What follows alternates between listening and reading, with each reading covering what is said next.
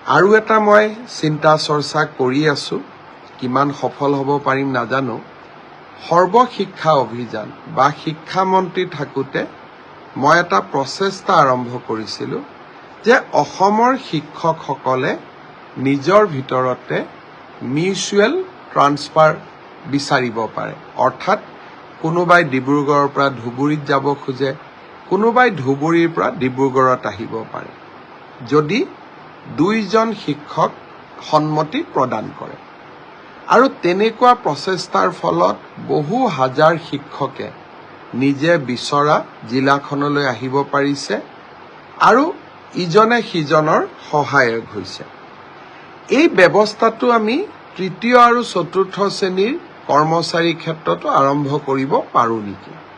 শিক্ষকসকলৰ বাবে যি ব্যৱস্থা সফলভাৱে আমি ৰূপায়ণ কৰিব পাৰিছোঁ, সেই ব্যৱস্থাটো আমি তৃতীয় আৰু চতুৰ্থ শ্ৰেণীৰ কৰ্মচাৰীসকলৰ বাবেও যদি ৰূপায়ণ কৰিব পাৰোঁ, অসমৰ বহু তৃতীয় আৰু চতুৰ্থ শ্ৰেণীৰ কৰ্মচাৰীয়ে চৰকাৰৰ কোনো অসুবিধা নোহোৱাকৈ নিজে বিচৰা জিলাখনলৈ তেওঁলোকে ট্ৰান্সফাৰ ল'ব পাৰিব।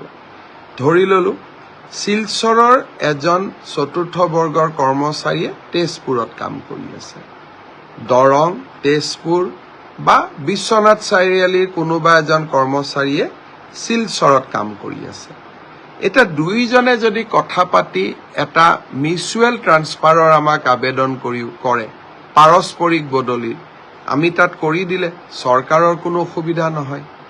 কিন্তু এই ব্যৱস্থা শিক্ষকৰ ক্ষেত্ৰত আছিলে, তৃতীয় আৰু চতুৰ্থ বৰ্গৰ শ্ৰেণীৰ কৰ্মচাৰীৰ ক্ষেত্ৰত নাছিলে। কেনেকৈ কৰিব পাৰোঁ মই তাক ভাবি আছোঁ। তাৰ বাবে এটা পৰ্টেল লাগিব, আবেদনৰ প্ৰক্ৰিয়া লাগিব, সময়সীমা লাগিব, ইজনে সিজনৰ লগত কথা পতাৰ সুবিধা দিব লাগিব। কিন্তু তথাপিতো এই ব্যৱস্থাটো মই কৰাৰ বাবে চেষ্টা কৰি আছোঁ, চিন্তা কৰি আছোঁ, নিশ্চয় সফল হ'ব পাৰিম।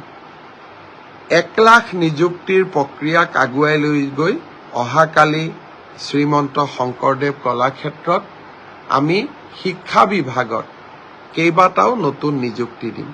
লগতে APDCL অৰ্থাৎ আমাৰ পুৰণা যি ASCB, আজিকালি আমি APDCL বুলি কওঁ, Assam power distribution corporation limited, তেওঁলোকেও যোৱাকালি কেইবাটাও নিযুক্তি দিব। এই নিযুক্তি প্ৰদানৰ প্ৰক্ৰিয়াটো মই অংশগ্ৰহণ কৰিম।